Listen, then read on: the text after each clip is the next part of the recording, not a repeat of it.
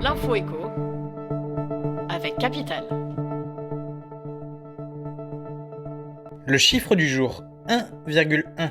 C'est l'équivalent du nombre de mensualités que rajoute chaque année en moyenne la taxe foncière dans le cadre d'un crédit immobilier. Souvent négligé lors de la signature d'un crédit immobilier, le poids de la fiscalité locale et plus particulièrement de la taxe foncière vient en effet s'ajouter à vos échéances de remboursement. Selon l'étude menée par le courtier Meilleur Taux, elle peut représenter jusqu'à 2 mensualités de crédit supplémentaires dans certaines villes, comme Nîmes, Saint-Étienne ou Le Havre. Sur des échéances servant à rembourser l'achat d'un bien de 70 mètres carrés au taux de 1,3%, elle alourdit la facture mensuelle de près de 120 €. Le coup de gueule du jour est poussé contre les auteurs d'une nouvelle cyberattaque.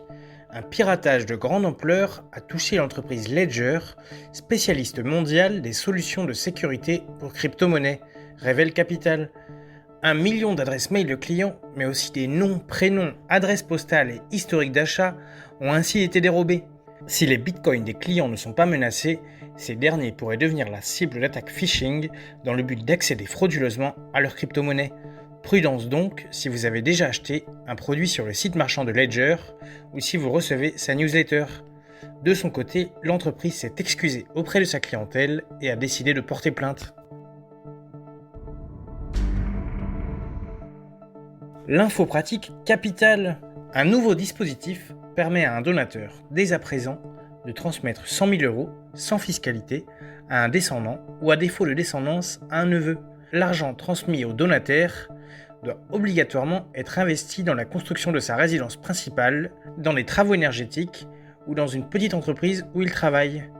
Mais ce mécanisme fiscal n'est dans certains cas pas si intéressant pour les ménages, précise un expert en patrimoine. Le cumul de ce dispositif avec d'autres avantages fiscaux étant limité, il s'avère judicieux d'opter pour la bonne option. Si vous envisagez des travaux de rénovation énergétique par exemple, il ne vous sera pas possible de bénéficier du crédit d'impôt pour la transition énergétique. Plus de détails sur capital.fr. On termine avec une surprenante situation en Belgique. À Anvers, face à la crainte d'une seconde vague de l'épidémie de coronavirus, les autorités ont pris des mesures fortes. Mais ce n'est pas le cas dans les autres provinces, de quoi donner naissance à des situations ubuesques dans certaines villes qui peuvent être à cheval sur la frontière administrative. D'un côté à l'autre de la rue, les habitants ne sont donc pas logés à la même enseigne pour le masque ou le couvre-feu. Si certains habitants préfèrent en sourire, d'autres sont plus sévères. Une fois de plus, ce pays n'est pas capable de prendre les bonnes décisions, critique ainsi un riverain. De quoi provoquer bien des débats. C'était l'info écho avec Capital.